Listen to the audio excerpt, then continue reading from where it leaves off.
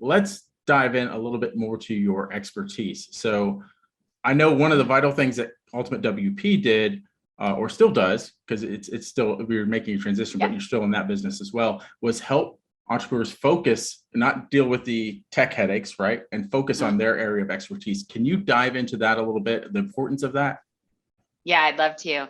So our specialty obviously started out in taking care of WordPress sites, and then it expanded into anything that touches a website. So, their email, their e-commerce systems, social media in some cases, just recognizing that it's a holistic system, right? You kind of can't do one without really thinking about the rest. And for a lot of our clients, they came to us initially because the WordPress side completely overwhelmed them, but so did everything else. So they were never really getting started with what they needed to in their business because they were letting themselves get bogged down with things like landing pages and connecting opt-ins and all of these things. And I'm just of a huge belief that the world needs each of us, right? Like, so, you having this platform, any of my clients, what they talk about in their mission, the world needs that. And so each one of us fills a space, right? We don't need to fill the whole thing. And so many people really get caught up in that they feel they need to be the Jill of all trades, not the Jack of all trades, right? Like they feel like, oh, I need to be the master of it. I need to know it all. Where instead, we live in a world that at the drop of a finger or a login into Fiverr or Online Jobs PH or, any of these kinds of services, you can find somebody who their sole expertise is that thing that you either dislike or you're terrible at. So the value, the opportunity cost of spending any time on that thing that you hate, then your energy is low. Your clients suffer because you go into that next meeting or interaction or video, your energy is down. Your head hurts because you're trying to learn too many things. And, you're not sleeping, like all of these things.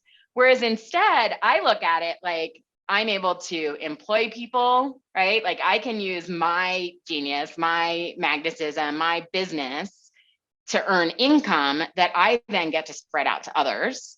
Because maybe they're not the person that can acquire clients easily. They're, they can either advertise their skill or something like that.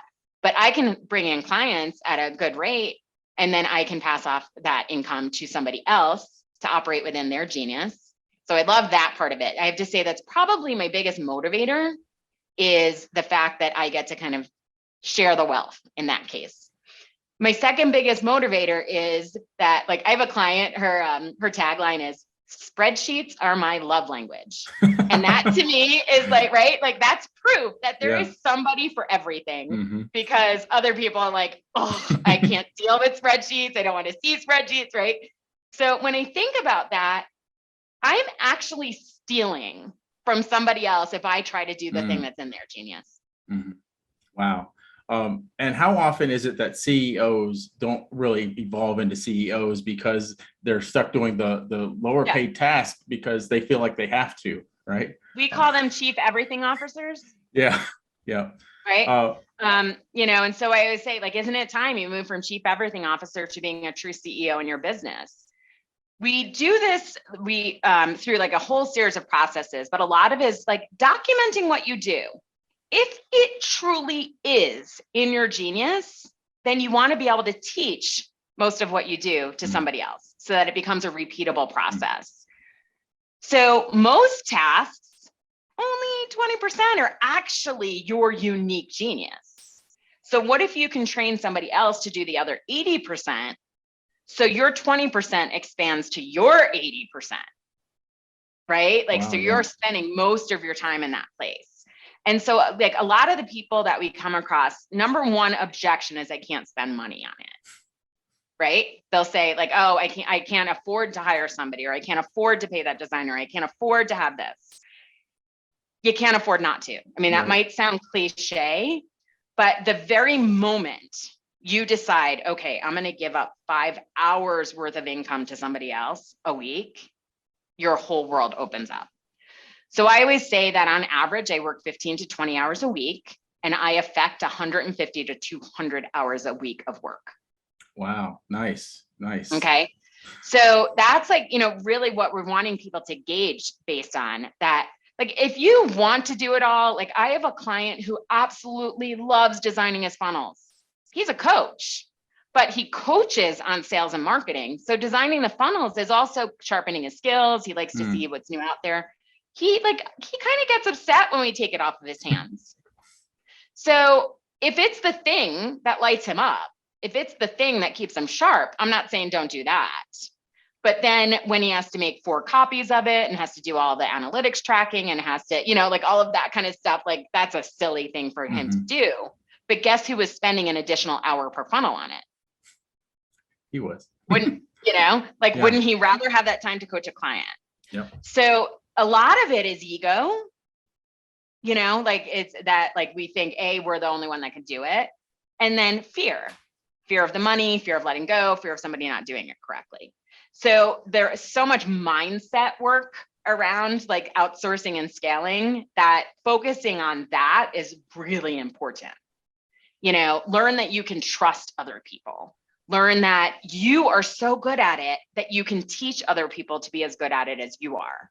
And then just get going. First find the things that are your bottom tasks, the ones that you're not great at, they don't make you happy, you never find the time for them. And those are the quick ones to outsource, right? So for me, it's accounting. It's not my thing. And so why in the world would I spend any time in my Xero account? It just doesn't make any sense. So find that thing and get it off your plate and then start to filter that down and down and down. I often suggest that people just spend 2 days tracking all the things that they're doing. Literally mark down every single thing that you're doing. We have worksheets that, if you want this, but you can just do that, right? Mark down what you're doing. And then just indicate, how is my energy doing this? How's my skill doing this? Do I know somebody who either does this or has people who do it that I can quickly kind of pass it off, right? Because you can reach out into your network and somebody either has a great VA, they have a great graphic designer, their accountant's fantastic and loves spreadsheets, you can just start reaching out and then you have a little shortcut into that trust factor before you get good at hiring.